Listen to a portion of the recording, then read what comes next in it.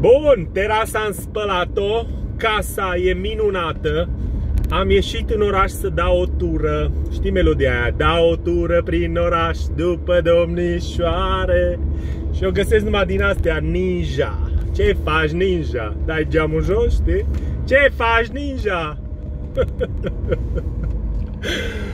Ieri m-a oprit poliția.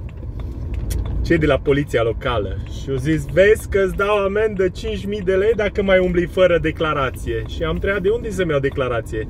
Și au zis că de pe net. Pe net am văzut o singură declarație care ați distribuit-o voi, aia cu sexul, știi? Bun, am completat-o pe aia. Dacă mă oprește acum poliția, le zic mă duc să fac sex. Păi unde, la cine? Păi, fut meciul prin oraș.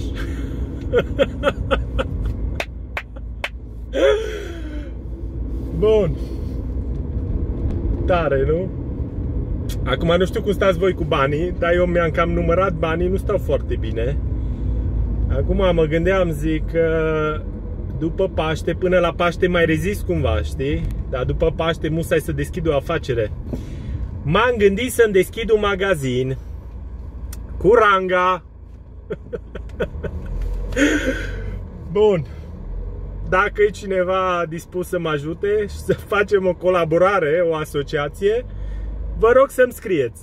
O zi faină la toată lumea. Pa, pa!